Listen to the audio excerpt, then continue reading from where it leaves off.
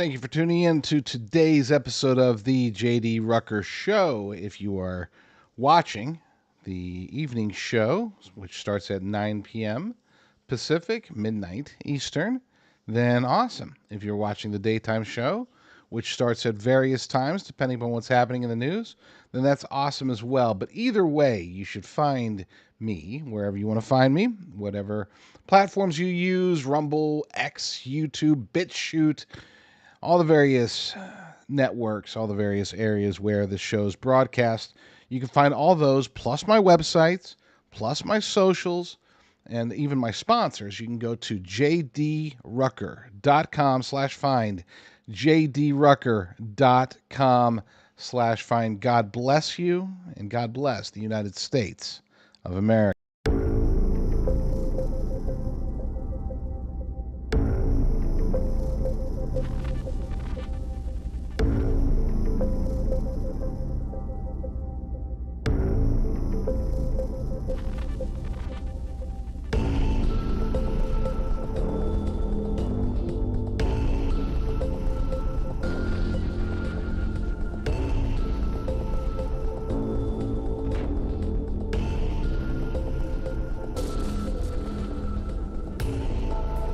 You're listening to the JD Rucker Show.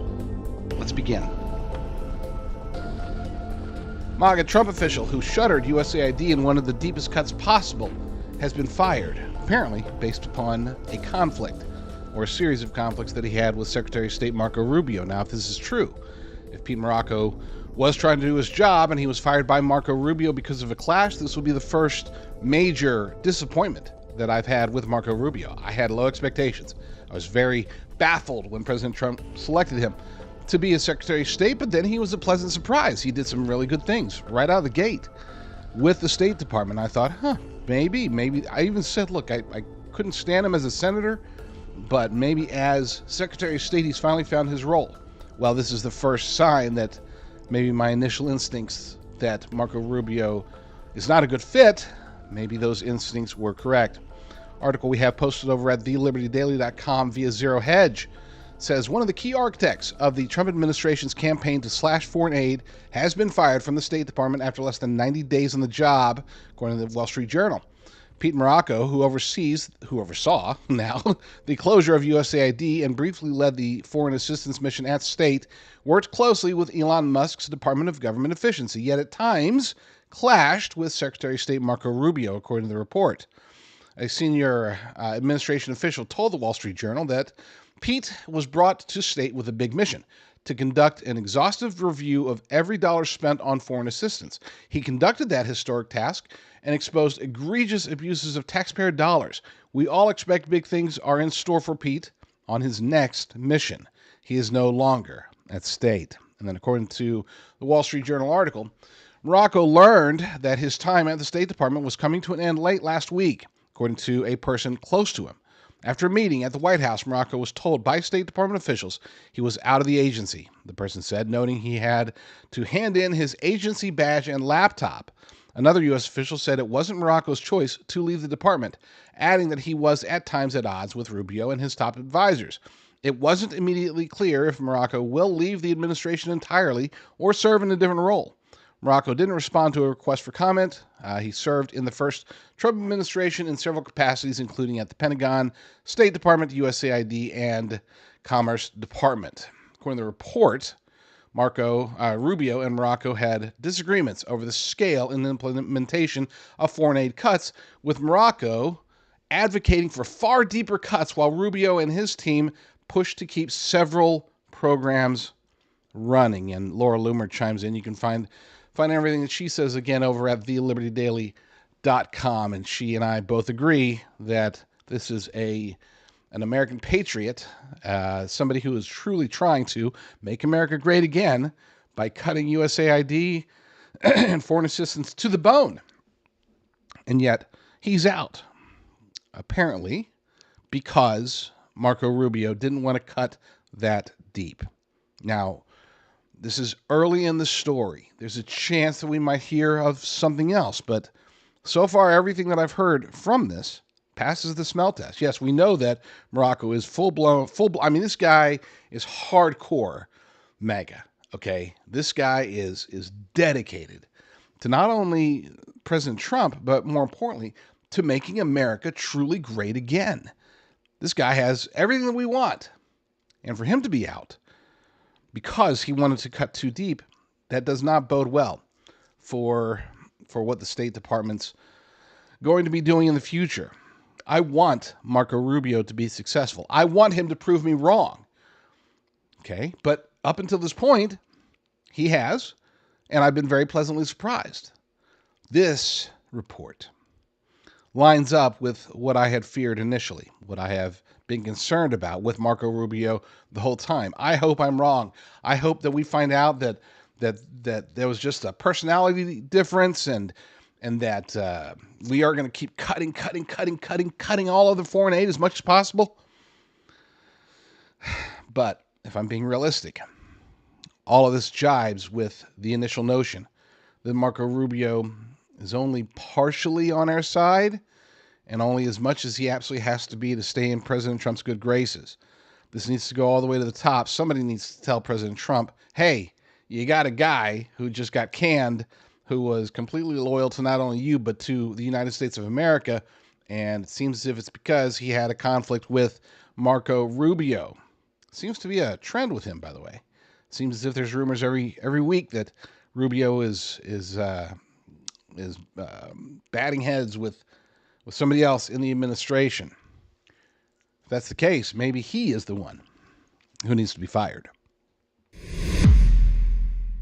Stephen Miller cooks legacy media's narrative about deported, quote-unquote, Maryland man. Yes, they're calling him Maryland man because they're trying to, I guess, Americanize him in some way, make it seem as if he should be here, going to his job and living here in the American. He just wants to make the American dream. Forget that he's MS-13 gang member. They keep asking, what proof do you have? Well, we have all the proof we need, including El Salvador, that concurs with our proof. And what's the deal here? But this is the hill that they wanted to die on, so they're going to die because the Trump administration has unleashed their ultimate weapon when it comes to dealing with the press. That is, of course, Stephen Miller. I'm going to let this one play out all the way through, and I encourage you to watch it all the way through because it's worth it. When he's done talking, though, I will come back and explain why this is one of the smartest moves the Trump administration has made to date. Gentlemen, the return, guys, do you know the difference between a deportation order and a withholding order? Do you know the difference? Any of you, please. Do you? Well, we're not in the government. But you couldn't even spend 72 hours over the weekend learning the distinction, even though you've been writing and talking about it this whole time. Stephen, we're not going anywhere. On the gold cards. Just raise your hand. Does any of you know the difference between a deportation order and a withholding order? My question is, how do you know that he's a member of MS-13? The White House has repeatedly said, according to intelligence. By the way, according to our government and his government. In other words, his government has confirmed based on their own intelligence that he's a member of MS-13. First of all, do you dispute that he's an illegal alien? What's that? Do you dispute that he's an illegal alien? No. Okay. And do you dispute that as an illegal alien, we have the right to deport him? He went through the legal process. So I want to be very... what I'm getting from this conversation, which is educational for me, is that not one person in the media knows the difference between a deportation order and a withholding order. Is that a fair statement? You're learning about this all for the first time right now? I guess so. Okay. So the deportation order means the judge has said he must be deported from the country. He has no right to remain here any longer. He must be removed from the country. So his only options are to be deported to his home country or another country. That's it. There's no other option. He doesn't get to stay here. He doesn't get to live here. He has no future here. He has no right to be here. He's an illegal alien. So when you keep saying return, because you've been spun up by the open borders advocates, you all seem to be operating under the illusion that he would be able to come to the United States and just continue to live here illegally. That's not an option available to him.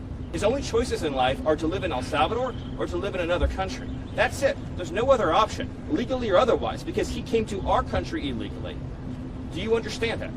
Stephen, can I ask, as a matter of policy, does the administration believe that immigration judges, because they're under DOJ, that their orders can be overruled by what the administration wants? Is that a general matter of policy? Well, actually, so specifically, the Attorney General has authority to overrule the immigration courts, and that's actually by statute, yes. Other questions? Stephen, on the gold card, The president and Secretary Lutnick have suggested they're lining up applicants already. How many people do you expect to be tagged to this program when the president announces it this week, if he actually announces it this week? I'll let Secretary Lutnick provide that update, but I appreciate that. The White House administration is going to deport 1 million undocumented people. Much more than that. Much more. Stephen, also of the 10 alleged gang members that Secretary Rubio said were sent to El Salvador over the weekend, what sort of due process did they get as mandated by the Supreme Court? Well, you're talking about the alien enemies? Yes, the alien. So first of all, a number of those are MS-13. So again, those are just standard removals of El Salvadorians to El Salvador. And without, what evidence did you provide that they were MS-13? Okay, so we seem to be confused about this. Illegal aliens from El Salvador, again, get deported to El Salvador. Do you all appreciate that like tens of thousands of El Salvadorians have been deported to El Salvador? You seem to be under the impression that El Salvadorians living in our country illegally just get to stay here. They don't. They get arrested and deported. Then the fact that they're MS-13 just puts an extra priority on our deporting them. But we would deport someone to El Salvador regardless of whether or not they were MS-13 if they were here illegally. That's just an extra, because of the priority on public safety threats, we're emphasizing the removals of gang members, in this case, foreign terrorist organization gang members. But as to your other question, they went through all of the due process, as you would call it, that is required by law. So what I find so mystifying is that I've been talking to you all for a very long time. I legitimately, going back years actually, in my entire professional life, I've never received this many questions from the media about an American who was raped or murdered by an illegal alien. Legitimately never. And all of you who are enjoying your lives and doing quite well, if you had children and you were living near any of these people, you would move away immediately. You would call the police immediately. You would call us and ask us to make you and your family safer immediately. And you thank your lucky stars every night that you have enough means and enough money not to live in communities where, say, illegal alien pedophiles offend and reoffend and keep reoffending and keep reoffending. There's an expression there, but for the grace of God, go I. The Biden administration apprehended 2 illegal aliens from Venezuela. They were trained to Aragua. A lot more than 2, because I'm telling you 2. And they decided they were entitled to an enormous amount of due process. And they didn't feel they had enough evidence to just deport them right away.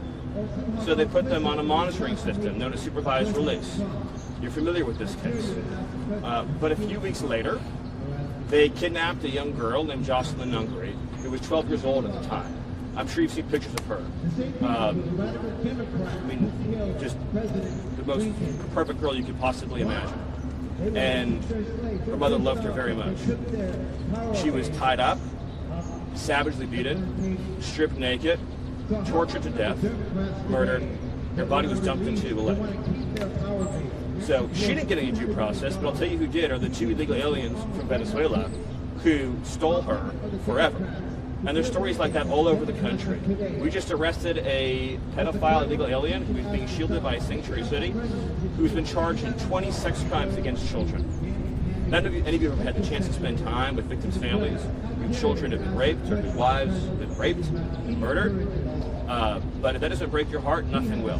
And I know that we have some people, like Taylor Lawrence, who fantasize about assassinations and things like that.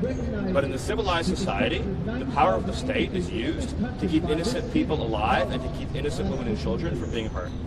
This administration is never going to apologize for using the power of the state to keep men, women, and children from being savagely murdered and beaten. If we release known and suspected MS-13 and trained to Aragua, and then there's another Jocelyn Nungary, then whose responsibility is that going to be?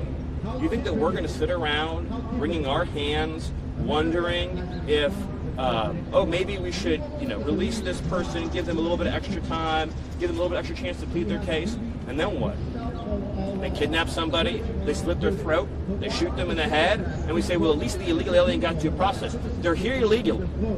The only place that they deserve to go is to some country other than our country.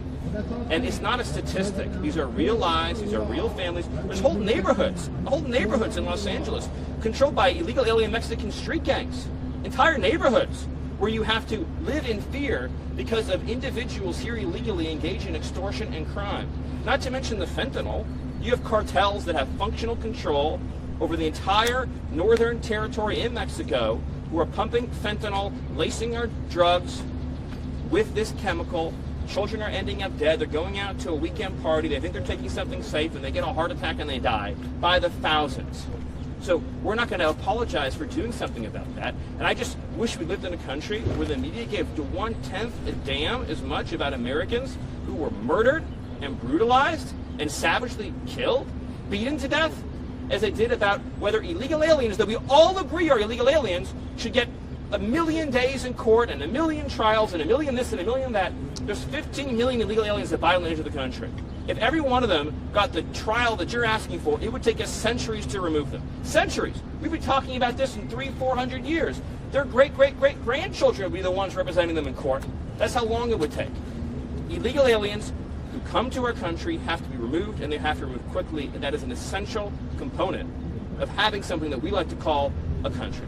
Stephen, on the One matter, last question. on the Thank matter you. of visa restrictions, the president on his first day, the president on his first day in office signed an executive order calling on his administration, the Department of Homeland Security, State Department, DNI, to come up with a list of countries that didn't meet the United States' vetting standards and to potentially put full or partial visa restrictions on those countries. I just want to know what is the status of that report that was due to the administration last month? Do you have a list yet of countries? So the State Department has done the work that you're describing. It's currently going through the standard review process. I don't have any update beyond that, but I mean you're correct in your statement that this was a product that was called for at the beginning of the administration, and it's being worked on, and hope to have a further update for you soon. Last question. If I may, President Trump continues to say that one of the best arguments for sending undocumented criminals to El Salvador is cost. When it comes to this White House considering sending U.S. citizens to El Salvador because of being criminals, is that the same argument, cost? So the El Salvadorian deportation program is for illegal aliens, but I would also say that on the cost point, what we're referring to is the fact that long-term incarceration in the United States, probably costs like 100x what it costs to send somebody to El Salvador. So that's in other words, if an illegal alien commits a crime in this country and then has to go into our judicial and penal system, I don't know the exact numbers, and I'm assuming it's probably like 100x cost. But I'll just close by saying the amount of lives that we've saved since we showed up by shutting down the border, since President Trump issued his executive orders and began deporting criminals, is already in the thousands. And by the way, we've been out looking for the 500,000 children that Biden trafficked into this country. The stories we've already uncovered of sex trafficking and labor trafficking and child abuse is beyond imagination. 500,000 minors were smuggled into this country under the last administration, and the administration not only didn't do anything to prevent it, in every way they funded it, subsidized it, facilitated it, supported it, contributed to it, that if any American citizen did these things, they'd be in jail for life. Thank you. As I said before, I think this is one of the smartest moves the Trump administration has made in unleashing Stephen Miller to the press to handle them and to explain to them exactly why this deportation that has drawn the attention of the nation for whatever reason, why this deportation is so important. Stephen Miller is a guy, and I don't want to sound like a fanboy because I'm not, but I do respect him. He has the passion of people like Steve Bannon or Roger Stone, but he combines that with the policy knowledge of somebody like Ted Cruz or even his boss, Susie Wiles. If there's one thing that's missing with Susie Wiles, the chief of staff, she is kind of the brains behind the operation. She was the brains behind the campaign. Now she's, in many ways, the brains behind the White House itself. And one of the things, I guess, semi-negatives, if you want to call it that, is the fact that she is shy. She doesn't like to be in front of the camera. Well, Stephen Miller does. He does not mind it at all. And he can be the extension of Susie Wiles and President Trump and the administration's policies, especially as they pertain to controversial issues such as the so-called Maryland man. Two space missions offer two very different glimpses into the divine. We've had, in the last less than a month, we've had two very big space missions, at least heavily publicized. One was a very big space mission. That was the rescue by SpaceX of two astronauts that were stranded on the International Space Station by the Biden-Harris regime for months. Then we had yesterday's launch and subsequent return of, I don't know, the girl power thing that Blue Origin did. Now, I'm not going to get into politics or comparing technology or anything like that between SpaceX and Blue Origin, Elon Musk versus Jeff Bezos. Somebody else can talk about that. But the responses upon return by the astronauts, they are very different. And I think they act as a perfect microcosm of what we're seeing here in the United States of America across the board. There are spiritual awakenings. I wish I could say there is a spiritual awakening, but it's more than one. On one hand, we do have what I believe to be the seeds of a true Christian revival that is starting to take place here in the United States of America. It's very heartening. I'm so hopeful that this really is what I've been hoping and praying for a very long time. On the other hand, we have this odd pagan bump in spiritualism. It's metaphysical and talking about strange concepts, anti-biblical concepts. That too, unfortunately, is rising in multiple forms. Let's start off with that. Let's go to Katy Perry. She's a singer and a very popular singer apparently. And she was in space for like 11 minutes and then came back down and explained how she had this experience. It is the highest high, and it is surrender to the unknown, trust, and this whole journey is not just about going to space. It's the training, it's the team, it's the whole thing. I couldn't recommend this experience more. This is like up there with all the, different tools that I've learned in my life, from meditation to the Hoffman process. This is up there because what you're doing is you're like really finding the love for yourself, because you got to trust in yourself on this journey. And then you're feeling the love when you come down, for sure. And you're feeling that strength. So I feel really connected to that strong divine feminine right now. By the way, you're such a badass. I love that the month of April, you're like, I'm going to space and I'm launching my tour. Okay. All right. Well, it is what it is. According to my good friend, Wes Walker over at clashdaily.com, says, talking about God, this is Blue Origin versus SpaceX NASA rescue, talking about God when returning from orbit. And we will get into the other perspective, but I wanted to read this a bit. You know what? Let's skip that first part. We already talked about Katy Perry. Okay. This is his response to her, what you just saw. Deeply connected to the divine feminine, blah, blah, blah, neo-pagan pseudo-spirituality. Rich space tourist in promotional stunt has thoughts about God. That'd be a pretty accurate headline. Meanwhile, a professional astronaut was asked about his faith. His answer, shall we say, carried a little more depth. Franklin Graham tweeted Butch Wilmore's answer to the question, "I hear you are still attending your church services from space. Can you tell me why that was important to you?" with the following caption. And, his caption was, astronaut, and this is, again, Franklin Graham, had the caption to the video I'm about to play, says, astronaut Butch Wilmore says that watching church services every week while he was stuck in space for 9 months is what sustained him. He said, "The word of God continually infilling me. I need it." He absolutely is right, and we all need it. We all do right now. Let's go and watch Butch Wilmore's response to the question.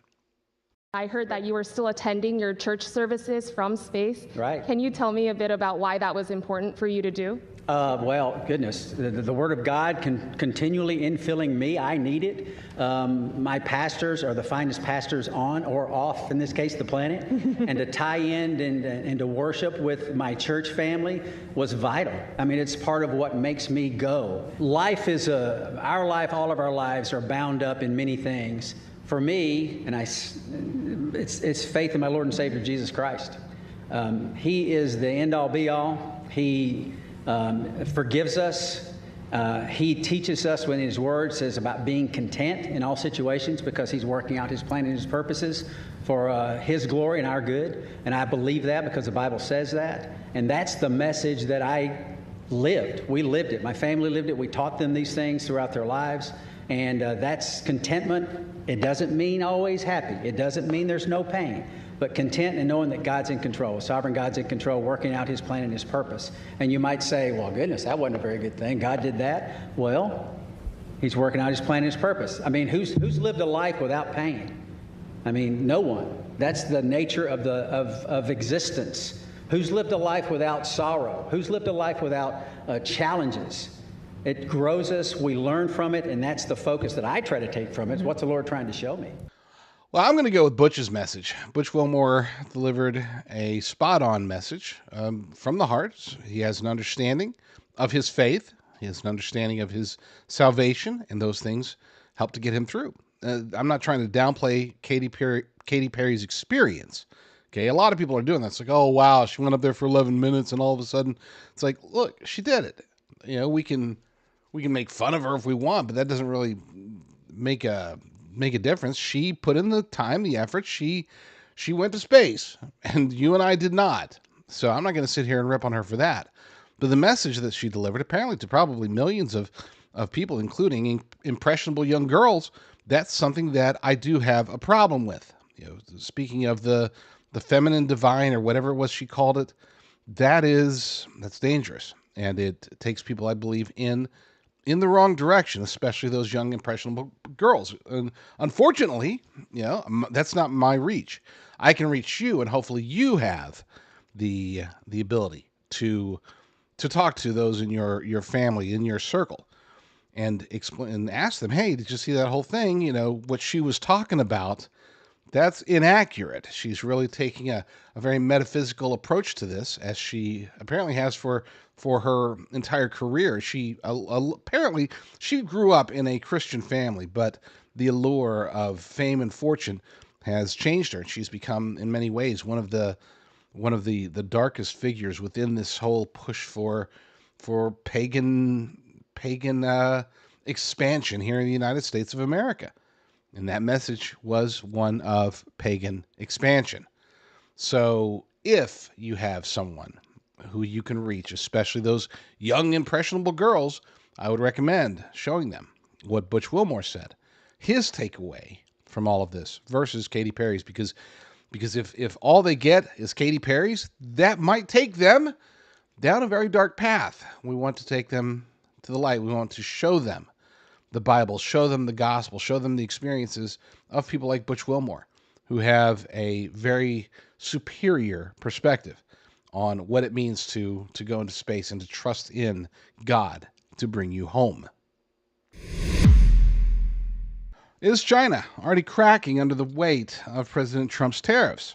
Yes, it would appear that they are.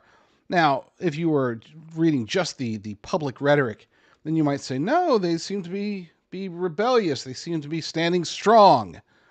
But you have to understand how the Chinese Communist Party works to realize that their strength that they're portraying is not real. This is their version of obliqueness that really betrays their actual feelings. And I would say that Mike Miller over at Red State at least partially agrees with me. His article is titled, China Losing It Over Extremely Shameless Tariff War with Trump, and I quote, peasants in the U.S. will suffer. Roar! Sorry. As the tit-for-tat continues between Chinese dictator Xi Jinping and President Donald Trump over the U.S. president's sweeping tariffs, most experts agree that if the final push comes to final shove, the Chi-Coms in Beijing will be left holding the short end of the stick. Put simply, the communist giant's economy was already in a precarious position before this whole thing began, and it's only going to worsen the longer this trade war, and yes, it is by definition a trade war, the longer it continues. But as Ryan Hass of the Brookings Institution posted on X earlier in April, anyone advising Trump and that Xi will beg for forgiveness is committing malpractice. That is not the mood or the plan in Beijing now. And to be clear, that's technically correct, but only because of the way that the Chinese Communist Party itself works. They are going to end up begging President Trump indirectly to come to the table and to agree to some terms that are going to be favorable to them. And by favorable, I'm not necessarily talking about economically favorable. We have to understand something real quick before I go further in the article. There's something you have to understand about the Chinese Communist Party. Okay, are they concerned about their economy crashing? Yes, that's about right here. Are they concerned about their people and businesses suffering? Yes, that's a little bit lower, but that's still a concern. But their biggest concern way up here is about saving face. The most important part in any decision made by the Chinese Communist Party is how they will look to their people and on the world stage. That's it. That's the most important aspect. So will they come to the table? You betcha. They're probably already there quietly. Will they bend to the demands of President Trump? You betcha. They are going to. But only if and when the deal is made to look as if it's not a bad deal for them. In other words, they have to be able to come out of this looking as if they were at least equal, if not stronger, than the United States. Even if the deal is a bad deal for them, they would rather take a bad deal and look good than take a good deal and look bad. That's just how the Chinese Communist Party works. They work based upon perceptions. That's the entirety of their strategy. Every single major decision they make is based on how they will look on the world stage and how they will look to their people. And in that order, by the way, the world stage is more important to them than their people. Only if their people are in the process or beginning to rebel would they ever even consider putting their own people's perspectives above the perspectives of the world. The Chinese Communist Party wants to be the prevailing party of the world. They want to control the world in many ways. Now, I'm not saying from an expansionist perspective, though that's part of it. I'm saying that they would like to just, everybody else fails, they're still alive, they win by default, and now they're in charge. That's really what they want to happen in the long term and preferably in the short term. But it's not going as planned. Let's get back to the article, though. Xi Baolong, a senior Chinese official who oversees Hong Kong and Macau, lashed out on a televised speech shortly after China opted to hike its tariffs on imports of U.S. goods to 125% in retaliation after Trump increased tariffs on Chinese goods to 145% in response to China's previous increases, calling Trump's move brutally unreasonable. Harsh words. And the quote is, "The U.S. isn't after our tariffs, but our very survival. The U.S. has repeatedly contained and suppressed Hong Kong, and this will eventually backfire on itself." Now, lest we forget, Hong Kong itself, even though it is part of China, technically speaking, the people of Hong Kong generally aren't communists. Okay? So this message coming from the Chinese Communist Party in Hong Kong is intentional. In other words, they're trying to get some sort of PR, some sort of bullying, because the people of Hong Kong are more in contact and deal more directly with American businesses. They're trying to make it look as if, hey, we're getting hurt more than anybody else, and this sucks, and please, protest Trump. According to Mike Miller, though, his translation, in his not so humble opinion, is, yes, this will eventually backfire on itself, but when it does backfire, it's going to backfire on China. The Trump administration knows it. Dictator Xi Jinping and his pals in Beijing know it. Trump knows that they know it, and Xi and his pal knows Trump knows that they know it. It actually does make sense. I'm not going to repeat it, though. Hence, it's clear that Tuesday's outburst by a high-ranking Chinese Communist Party official, which would not have happened without Xi's blessing, is the clearest sign yet that while China continues to bluster, the boys in Beijing are beginning to crack under the pressure. That is not to suggest that Beijing will come to a logical decision anytime in the near future. On the contrary, Xi and company will get really obstinate and do God knows what. After all, it wouldn't be the first or last time. Xi Baolong's blustering speech was off the charts. Let those peasants in the United States wail in front of the 5,000 years of Chinese civilization. The Chinese people do not cause trouble, nor are they afraid of trouble. Pressure, threats, and blackmail are not the right way to deal with China. Except technically speaking, that really has always been a very successful way of dealing with China. I mean, throughout the entirety of their history. But I digress. Memo to Xi. Yep, after 5,000 years of, and this is, again, Mike Miller's take. After 5,000 years of Chinese civilization, the citizens of the most populous country on the planet find themselves under the thumb of a brutal communist dictatorship, many of them subjected to labor camps, education camps, and worse. And of course, the Chinese people don't cause trouble. When or if they do, they're likely never to be seen again. It is very true. So that's why, and that's the other reason why, by the way, that they don't care nearly as much about how the people feel or how they view the Chinese Communist Party as much as they concern themselves with how the rest of the world does. This trade war is going to be destructive. It's going to have repercussions. We're going to feel some pain, but they're going to feel much more pain. And at the end of the day, as long as President Trump is able to give them some sort of face-saving out on it, then they will. And to be clear, he would want that. President Trump is not one to, despite what leftists and anti-NAGA, never Trumpers think, President Trump isn't vindictive. Okay? He wants to strike back. He wants to hit back, but he does not want to rub people's nose in it. Except for Rosie O'Donnell. He will rub her nose in anything. But outside of her, he is not in this for the sake of trying to make Xi Jinping bow before him or trying to make the Chinese Communist Party collapse. He wants everybody to be happy. He wants everybody to be successful. He just doesn't want anybody to be successful at our expense. California's Medi-Cal shortfall is by far the biggest reason that Gavin Newsom should never, ever hold office again. We're talking about their version of Medicare. Medi-Cal, it's the way that millions of California residents are able to achieve their health care needs, to go to the doctor, to get their medicines, to get all of that good stuff. This is the thing where it's like, you know what? If this falls apart, if that falls apart, that's bad. But at least we've got our people's medical coverage covered. Except Gavin Newsom does not.